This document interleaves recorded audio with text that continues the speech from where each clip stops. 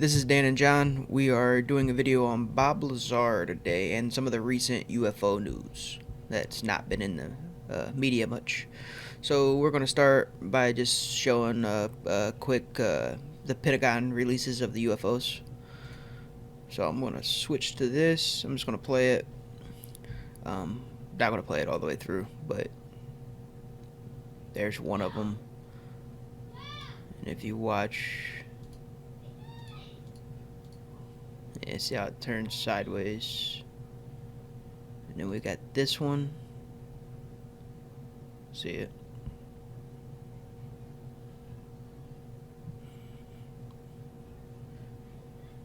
And then this. That's some of the recent UFO stuff. I mean, obviously, it looked pretty clearly like a saucer in the first one. Yeah, it's definitely got a lot of movement. Like in terms of like you can tell it's like spinning essentially just Right. by the outline of it and how it's moving. And then some of Bob Lazar's story, how he talks about the crafts work. We'll get into more his story, but like he said, basically, they kind of turned sideways, and then Essentially, the that first video does that. yeah, essentially the way that Bob explained it was like there was the three coils essentially that were like the gravity emitters that basically had two Yeah, of the them that allow amplifiers. it to hover essentially, and then one of them acts kind of like a propeller almost, like kind of like how a boat would work is what how it sounded like. But I think in reverse though, it sounded like it pulled the craft is what he would say. He said like when it would take Yeah, off out of the atmosphere, it would basically direct all three coils, and then the coils would like essentially pull the craft. You know what I mean? yeah, Belly forward, I believe, is what he was explaining. So, right. um, Yeah, basically, if you have, this is the point that you wanted to get to. This is your craft. Bob almost explained it like this is what's coming to you. yeah, Like this is your craft, but yeah, it's yeah. kind of how he So also like it's interesting. It's interesting though because like if when you look at those videos that the Pentagon released, it does look like the thing is spinning though. You know what I mean? yeah, I don't believe that does. Bob mentioned anything about like an actual spinning because it almost looks like No, I don't remember hearing that a either. radar or a top or whatever that you would spin like in the old days that like our grandparents would play with and shit like that. You know what I mean? Back in the day, those old toys that you basically just spin and spin on Right. top. You know what I mean? That's what it almost Yeah, looks I like. I agree. Like, Um, Bob. Well, even in that, I don't think Bob ever got to um, like basically he was removed from that. Well, not yeah, basically removed from that laboratory at the time that they were doing those high efficiency tests and stuff on him because he only got to see one of the low efficiency ones. And mm, basically, what he explains in that test is it's kind of almost like it can go in stairs or however it wants to go, but they mm, didn't get to he didn't get to experience that at the lab in like a high efficiency thing, at least according to the book. I mean, gotcha. because after that story basically happens, he knows the other tests are coming in the days, but at that time it was when they still had his phone tapped and they were, Back with when his it's like, wife and all yeah, that his stuff. wife cheating So on they him and kind stuff. of never Yeah. called him back into the lab at that point. Um, so before we get too much into that, let's talk about a little bit. Bob Lazar. So basically, this guy was very college educated. He actually put a jet engine in a car, got it to work. Um, and I mean, this was all. I think the jet engine stuff. I think that he did that while working for Los Alamos, I believe. Yes, he was at Los Alamos. Right, Yeah, and that was in that's that when was he a was in the newspaper. newspaper. Yeah. Yes. So he's got some verified stuff that he did. Here's Los Alamos for those who didn't really know what it is. This is just a quick wiki pull. It's a It's a it is a laboratory. United States Department of Energy National Laboratory. Yeah. So basically, it was created during World War II times, and they worked with some nuclear weapons as part of the Manhattan Project. He's got proof that he worked for it from the newspaper. This is something that was tried to be discredited at one point in time, and his story was he never worked there. Um, he also pulled George Knapp and walked him through that building and introduced him to several of his colleagues, and knew the entire layout of the building. So he walked him, showed him, hey, this is this room, this is this room, this is so-and-so. He was able to do that. That was one of Knapp's requirements to see if he believed his story. Yeah, because originally when Knapp started on it, much like the documentary movie guy, the director, from what he says, they approached it as skeptics to try to prove him wrong, and didn't believe him at first, and were basically looking, at the evidence, in person, and actually analyzing the evidence, not just reading something and making an interpretation off of it. They were actually out there in the field, specifically the George real Knapp investigative guy. Journalism. Even that director, was it Jeremy something, Cordell, like that? Cornell. Yeah, Cordell, I believe. Even he found stuff that the George Knapp didn't find. In relation to what was the guy's name? The security guy. Or the security guy. Yeah, yes. The security guy, yeah. So anyways, a lot of this stuff has come true, so it's just something that as we go through Bob's story, is just a lot of this stuff was looked at as, or skeptics looked at it, a lot of his story as, because there wasn't answers on where he worked, there wasn't records of it, because all of his attendance at colleges and stuff was disappeared, erased.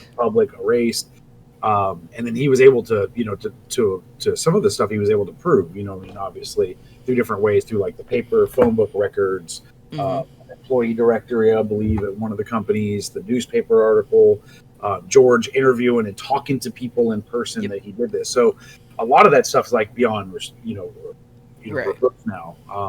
So it's just when you could take Knapp through the laboratory that you supposedly didn't work at, you take him through it, show him every room, tell him what the rooms are, and introduce him to your colleagues, and they're like, yeah, hey, how you doing? Yeah. Hi, Bob. Yeah, which is real journalism. This isn't a journalist that's reading Reddit and reading Washington Examiner and Washington Post and Huffington Post articles, and then coming up with a story, based off of second and third hand accounts of other of people who had nothing to do with anything. You know what I mean? They're just just writing shit. He actually went out there and seen stuff in the field. So I think that's important to understand on Bob's story. Albeit, I think at the end of the day, most people are going to believe this based off whether they believe aliens are real or not. You know what I mean? Right.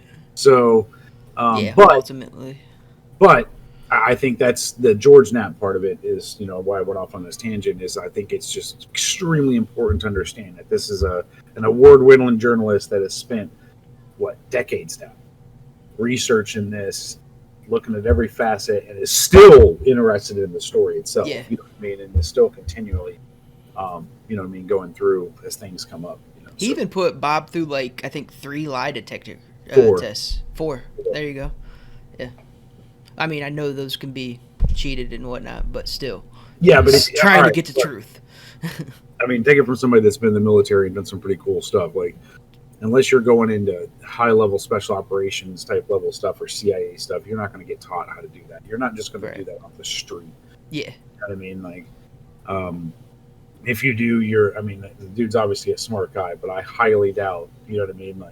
Book-level intelligence necessarily translates into super spy skillcraft. You know what I'm saying? Cheat 4 different lie detector tests. You know what I mean? And there's more to the lie detector test than just basically what's being read. It's also your reactions are being looked at. I mean, it's a psychological evaluation. Right. So Bob works at Los Alamos, and then he ends up through a person he had talked to prior before. I cannot remember his name, but anyways, he gets in contact with this guy. Basically, offers him this job at EG&G, which we'll go into EG&G real fast. I'll just click the wiki page. So it was formerly known as Edgerton, Germashansen, some shit like that, and Greer, Inc. So basically it was a national defense contractor. They were involved with the U.S. during the World War II and research and development, basically, and they worked on some of the nuclear stuff, supposedly ties back to them, the Manhattan Project, and even hydrogen bombs and stuff like that. So Bob gets the job there with them. they give him some briefings and whatnot. He's really going out to Area 51 area, but S4, which I believe is like 10 miles south of Area 51, and it's adjacent Yeah, to it Papoose was. Lake. Yeah, it was like 10 to 15 miles Yeah. south, I believe. Yep. So he's at EG&G now. They give him some documents, give him some briefings. He's just reading through them. A lot of the stuff he said he doesn't know whether it's true or not in the documents because the government does hide truth in lies. I mean, that's a thing. I know you can touch on that a little bit more.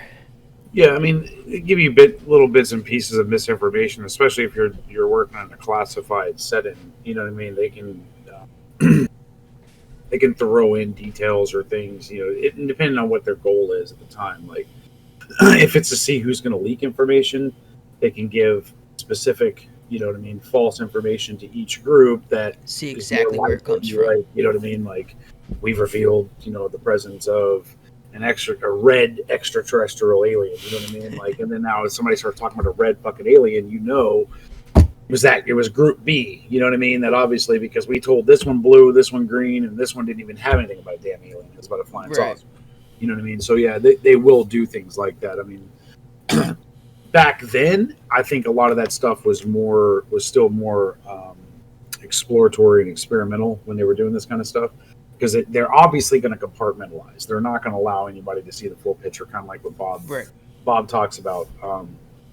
They do this on military operations. They do this in all kinds of different aspects, especially anything for high level experimental type stuff. Because obviously, like you only want the dudes up at the top that are extremely vetted and have a history of being, loyal and on board with whatever it is. You know what I mean? And to be at that top level on the managerial staff that would have all the bits and pieces or information, they would have been through so many different psychological evaluations. Right. I would look at it much like what you go through if you're doing special operations and if you're trying to go Delta or something like that. You're going to have to go through a psych eval, which a lot of my buddies that have tried that shit, that's what got them is the psych eval.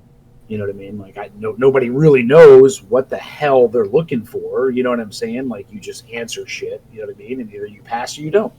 You know what I mean? And so there's a lot of stuff like that when it comes to high level military stuff because they want to profile you and really fully understand you psychologically because you have to be trusted with information that could vital to national security. Blah blah blah blah blah blah. You know what I mean? We've heard a million times. So it's very interesting how he explains it because it's very typical of how the government would work in a setting like this and the shit that I've seen, even on military operations, compartmentalize information and stuff like that. If you don't need to know the big picture, you don't fucking need to know, and they're not going to tell you. When I went to go guard President Bush in Afghanistan in 2005, dude, we didn't know what the fuck we were doing for like 4 or 5 days. You know what I mean? Until we got on the fucking plane and asked the Navy SEALs, we're like, what the hell are we doing? They're like, we're going on a special mission to go guard President Bush over in Pakistan, blah, blah, blah. And it's like, what? Like, what the fuck? Like, I thought we were going to take Bin Laden out or something. We were pulling up ammo and getting in civilian clothes and shit. We're at the end of our tour. We're like, what the hell are we doing? But that's the military. That's the government. Right. They don't need to know. We don't want to tell them that. Right, you're on a need-to-know basis. They didn't want us to call our family and let them know, like, hey, we're going to Pakistan to guard the president. That could go roll down the road and lead to something terrible. So we got to compartmentalize. They don't need to know shit right now, so they don't need to know. Once they're on the plane and it's point of no return and they have no ability to communicate with anybody out on the outside world, once they're on that plane to Pakistan, then we can tell them. You know what I mean? This all basically ties to how Bob Lazar explains working on those crafts. He didn't really get into the craft much. Like at first, when he was first in there, all they gave him was, they said, this is the little gravity, I guess he explains it as a word. We tried to touch it, and it kind of pushed away. And then this is the element 115. It goes inside this. I need you to recreate that. That's what it was. That's it. It's like you have this solid mass. You combine them, basically. It does this. Recreate that for me. You don't get to see how it actually works. You don't get to see it in action in the craft. You don't get to get in that craft. Like this was the beginning when he first entered. That's how it was. So like that ties back to how you said it's like a need to know basement. Everything's compartmentalized. You can't ask them how this part works. You weren't even allowed to talk to each other. Oh yeah. That ties back to that. And then Also yeah, too, the compartmentalizing too, something Bob didn't explain, but another reason why the government does this shit is on a big project. When you and I'm sure any major CEO can tell you this and stuff on major businesses and stuff because they do the same thing. You have to, but when you break up, let's say you have 100 personnel, scientists. These are outside contractors that are being pulled in from companies like EG&G, right? And you're pulling in these guys. They don't work for the federal government. You know what I mean? They haven't been through any kind of government training programs like a Department of State training program, Department of Defense, or FBI, or whatever. You know what I'm saying? So they have these are just regular off the street dudes that own businesses, work for other companies, freelancers, whatever, right? So you're pulling all these dudes in, but you need different points of view. You need bright minds. You know what I mean? That can analyze things. People like how Bob Lazar was. That's creating jet engines and shit like that on the back of, you know what I mean, motorcycles and shit. You know, you pull them into these little groups, but they're easier to control that way too as well. You know what I mean? Because if you're working on something that's highly sensitive and you have 100 people fucking talking to each other in the break room about all their fucking projects. right. You know what I'm saying? Think about the sewing circle that becomes that gets developed within that. Right. And then it becomes all it takes is two dudes from like two different groups like, hey man, hey, you know what we could do? We could copy all this shit. We could sell this shit to the fucking Russians. Right. You know what I'm saying? Then like I'm not saying that happen within each individual group, but it's much easier to see and to monitor, control, and to prevent shit like that when you compartmentalize it. Right. Well. Yeah. So definitely. So, let's talk a little bit about what he read in the files, whether it be true or not. Basically, he opened it up. He was reading some about the government getting UFOs and basically etc. It dates back to like the Roswell crash is one of them, and then archaeological dig on one of them, according to Bob's coworker Barry. But back to the files. So he's reading through these. He doesn't really believe them at first. He's just reading through them like, oh, whatever, this is bullshit. And then he opens up one, and it's basically talking about the aliens' homeworld, Zeta Reticuli, the third planet on there. That kind of ties back to some of the Project Serpos shit, but there's no evidence that that's factual. And on top of that, Bob did say they put disinformation, so he didn't even really believe it, and he really didn't care, and he doesn't focus on that. All his interest is the technology at hand. now, so he reads through that shit. If you were going to put in misinformation, that's what you would do. Exactly. Right? You would say, we found out definitively this is from the Zeta Reticuli system. Knowing, you know what I mean? Like, let's say I don't really Let's only know put much it about in this. that document. Knowing that there is absolutely no fucking chance anything could ever fucking, you know what I mean, be existent in that solar system. And you put that in there, so if it does get out, yeah, man, the government sent us from the Zeta Reticuli. The people were like, dude, look, it's gas, like everything's dead. You know what I mean? Like there's nothing there. So that's what I just wanted to jump in on that. That's what they would do. Right. That's kind of simple psychological trick they would do with something like that. So Exactly. And even Bob agrees. I mean, he says that. Says as much. So gets out of that, goes into another room. That's where he meets Barry afterwards. Dennis was the guy's name that was escorting him through all this. So meets a guy named Barry. Barry shows him this little ball. He's like, go ahead, touch it, Bob. Touch it. Bob goes to try to touch it. Pushes his hand away. It's kind of how he's explaining his introduction. And then he says Barry takes a golf ball and he throws it at it. And it like shoots up and hits the ceiling. And Bob's like, holy shit, I'm going to get fired on my first day. Like, because we're fucking destroying property. And then he goes on to show him what Bob calls element 115, which, yes, the fuel. And that's actually been proven to exist now.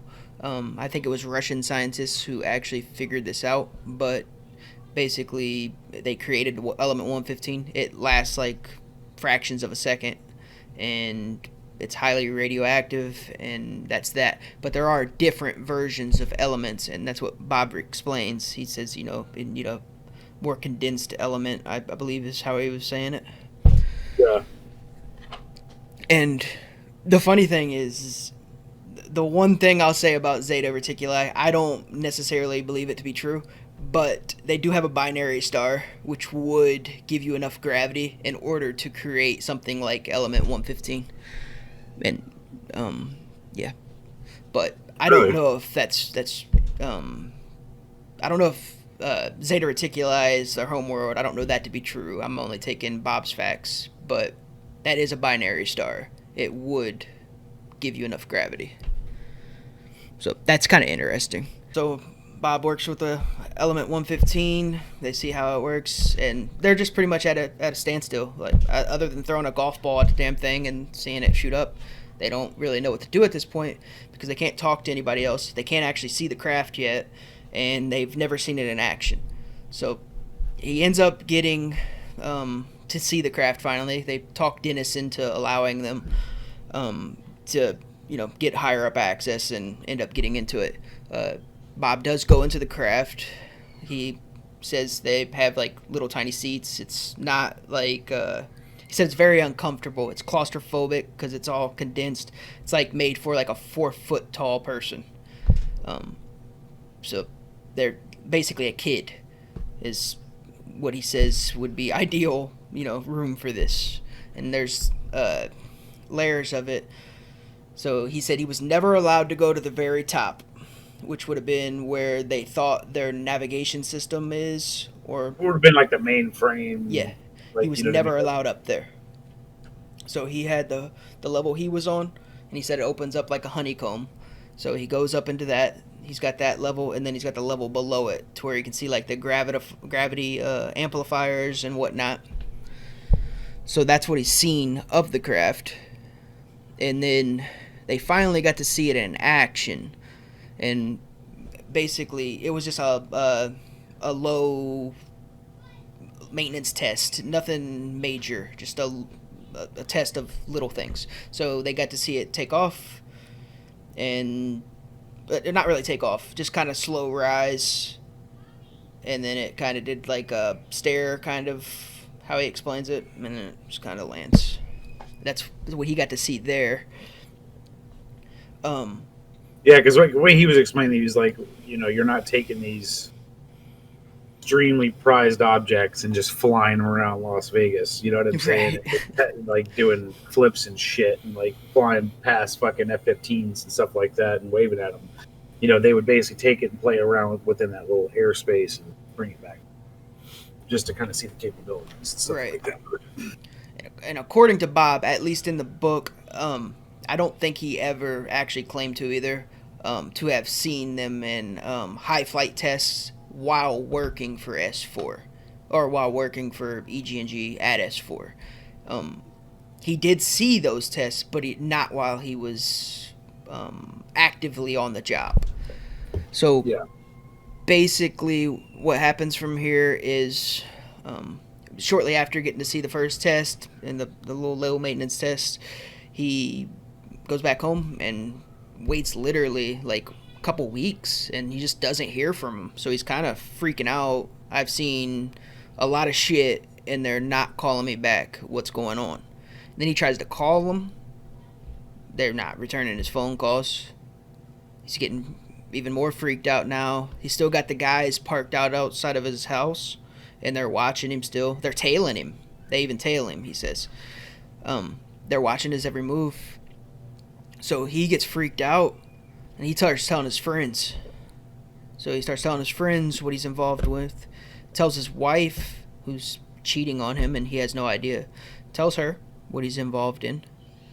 And he's still getting freaked out.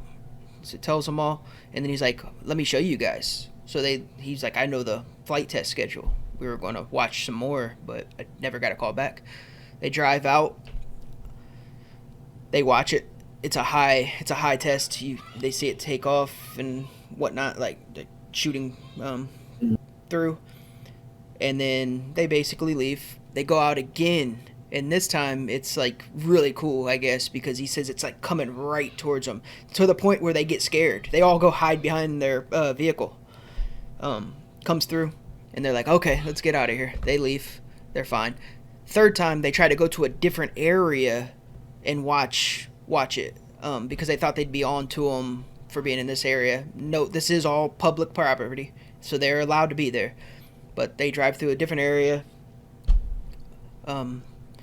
They're watching it. They set up a recorder. They record it, and I think that was the second one they recorded. The third one, I don't think they actually ever seen it. So they seen like some blue light. But anyways, the guards come up on him. Bob actually hides, and they don't ever see him. They talk to his friends to tell him basically get out of here. They drive away. Bob kind of sneaks around. They meet back up. A few minutes later, they're pulled over by an officer. Officer goes and looks through their car. He's like, why are there 4 people in your car? We got a call from the guys at S4 that said there's only 3 of you. And they go back and forth. He pulls all their IDs, gives them all back to him. He said, okay, you guys can be on your way. By the way, Bob, they know you. And that's that. They go home. Bob gets a call from Dennis. Basically, you fucked up. You know that, right? Yeah, we know what you're going to do to you now. Something like that. Right. Yeah, you fucked up. And tailing increases. Bob gets his tire shot out on the freeway, on the entrance ramp. No harm done. He gets it home, whatnot. Yeah, so he was scared. He was actively scared. That's why he told him in the first place. He thought that was the way to protect himself, by giving other people his story. If he were to die at that point of giving other people his story, at least someone else knows, and maybe they won't kill him because it gives it more credibility. So his friends suggest that he takes that to George Knapp. So he takes the story to George Knapp, and then we were already discussing how, George Knapp did real good investigative journaling and telling his story. I mean, from that point, it's just a matter of, it's just him basically doing random interviews and different stuff over the course of, you know what I mean? Like, right. The first one he was blacked out, and then or he did it in the car and stuff like that. So, I mean, it's very obvious too when you listen to him, and this is just from an individual analyzation perspective. You know what I mean? From my perspective, just analyzing his, mannerisms and kind of how he talks and presents himself. He's very reluctant, you know what I mean, to be in a lot of this stuff. Yeah. He doesn't really like talking about a lot of it. There's, if you look at the Joe Rogan interview in particular, there's a lot of detractors that look at, he had a migraine. Sure, you have a migraine when you're trying to answer all these questions, but you got to remember too, that's a long time ago. He's thinking back on all this stuff and trying to remember it. If you just sit back, and I try to look back. I was in combat 2003, my first time, and try to remember every detail. I try to remember every detail. Right now, first deployment. What happened? Not going to happen. Exactly. We do a reunion every year with my buddies, for my unit and stuff, and we just did one just recently, Memorial Day. We do it every Memorial Day, and we'll be telling stories out there, and people will tell stuff about me that I'm just like, what the hell? I forgot all about that. And let's say you think about it, and then you're like, holy shit, this happened. Or something, you know what I mean, like is distorted from my view of what happened, and then you talk to somebody else, like, no, that's not what happened. It was this that we were doing. It's like, oh shit, this whole time I thought you were doing this. You know what I mean? And so I think that people just get, it's so easy to sit back and just be a skeptic. I think being a skeptic is just to be a skeptic, you know what I mean? And that's what I feel like a lot of these videos that I watched on YouTube were.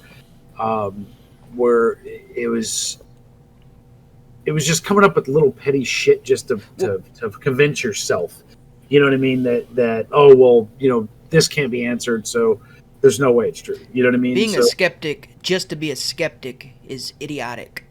Yeah, I mean, obviously, look at everything with just Yes. with a critical eye. You know what I mean, and Right. look for stuff. But I mean, for me, from everything I've seen and watched, and just him alone, and kind of how he presents himself and talks about it.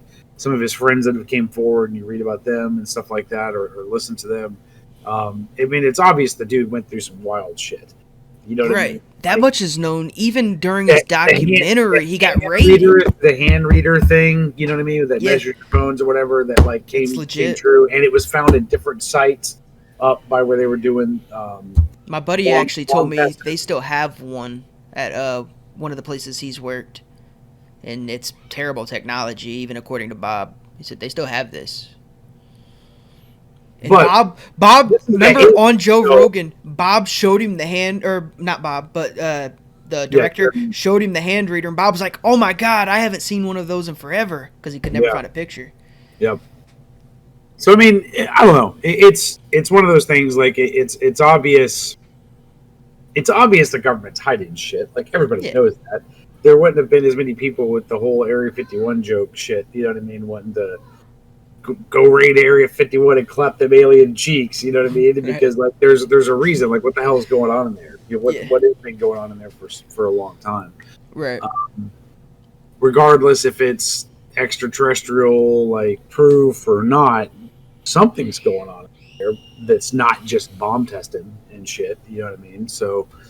Um, I don't know. It's pretty cool. I think the Element 115 mystery with Bob is really interesting. How the fact he doesn't want to talk about that. Supposedly he It's has because it he has somewhere. some. Well, let me Uh, tell you this from the book. George Knapp actually went into Bob's house and he says he's seen it. He said Bob had it. Bob showed him. He said Bob had it in a clamshell, and he said he showed him. So he said he seen it. So he knows it to be true, 100%, and he knows Bob had it. no shit. Which they don't talk about that on the Rogan or the documentary. He does go to talk about it with the Well, director he on the tried, documentary, yeah, but but he they doesn't kind of want to cut talk it. about. Yeah, it's like Yeah, I yeah, mean, he doesn't and want to mess it with it anymore. scrambles too. Obviously, that's Yeah, why he got raided. They think they can yep, finally get it back from him. Finally, they don't right, want him having that. You know what I mean? yeah, So I think one of the funniest things, to mention here is, you go to Bob's website and then you look at the briefing on the technical information and then the background story on what was going on there.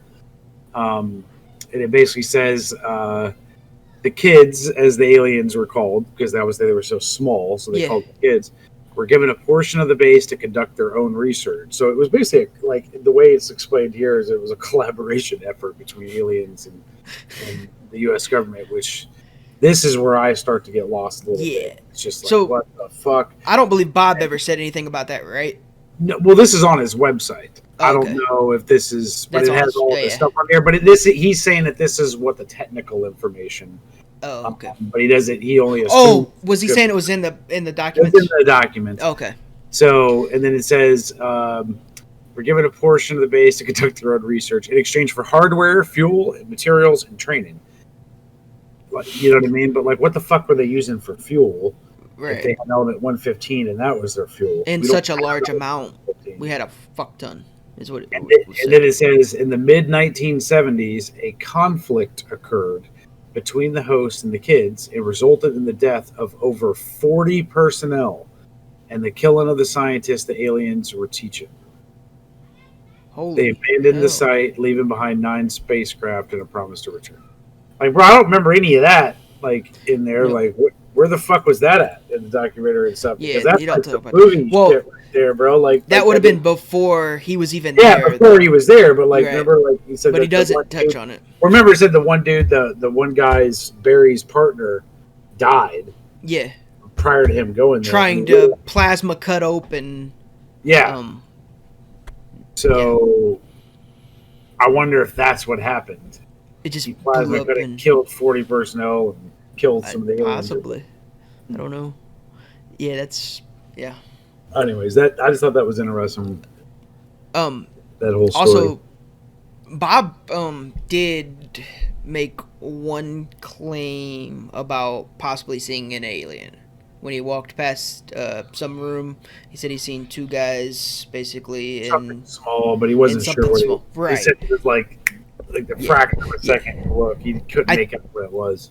Right. I think that's one of the only stances he's went more towards. I don't think I actually saw it as far as recent at least, but that's okay because he got a glimpse and he's just recounting how he's seen it.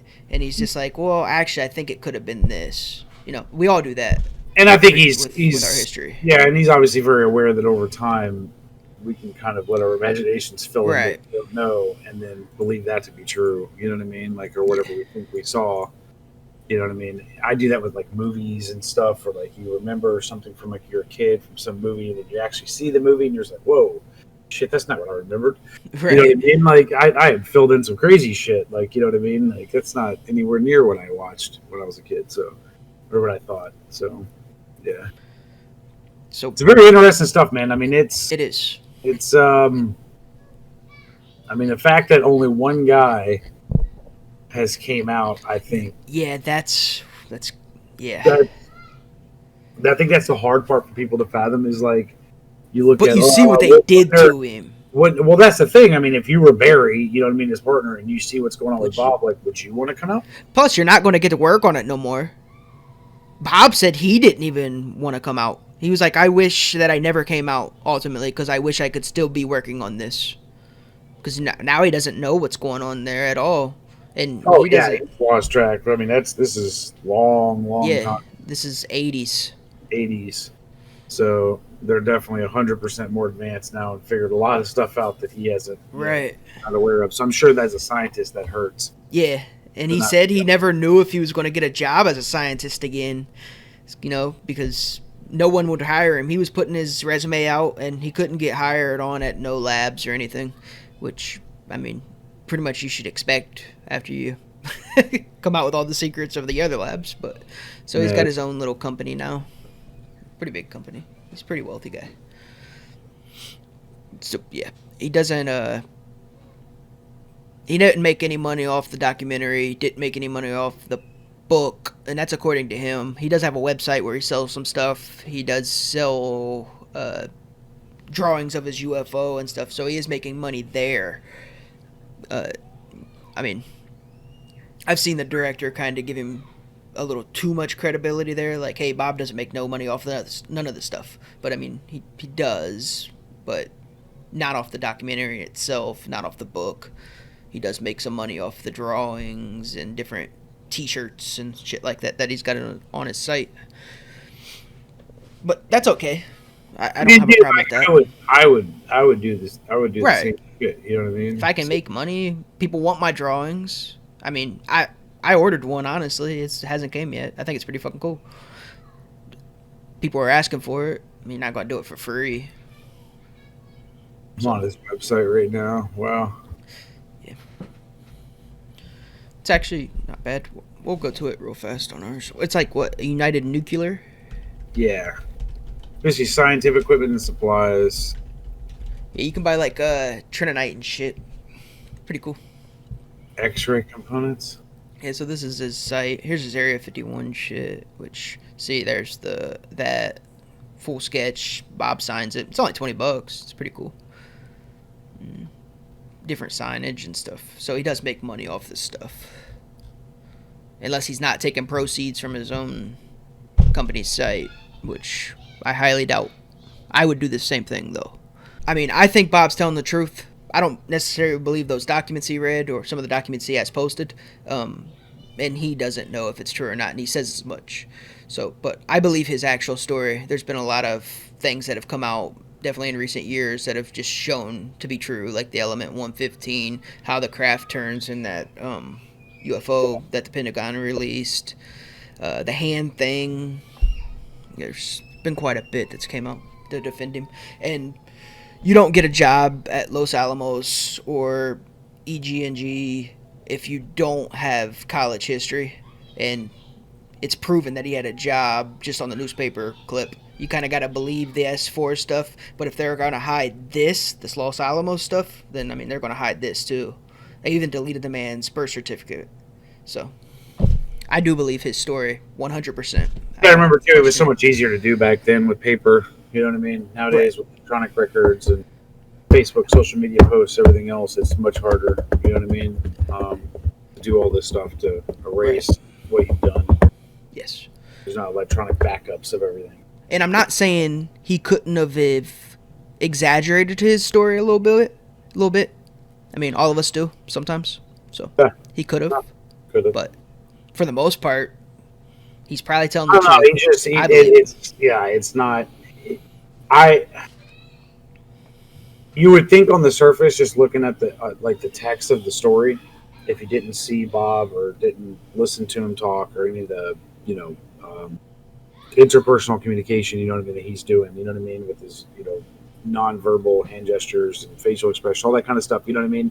If you just looked at the text, you would be like, this dude's probably an eccentric maniac, you know what I mean, like, and he's probably like the guy that's going to want to be on fucking Ellen. He's going to want to be on this, you know what I mean. The next thing you know, you're seeing him in everything, you know what I mean. Yeah. He's trying to, and he doesn't want that. This would be like his 7th book by now, right? But like, it's the complete opposite. Even on Rogan, he said, "Do not reach out to me." Yeah. Some of you people are fucking weird. Yeah. So like, you know what I'm saying? But so like, you got to look at it from the perspective of what else would be his motivation for doing what he's doing. He hasn't taken advantage of it to the extent of what would motivate somebody to do what he's doing. You know what I'm saying?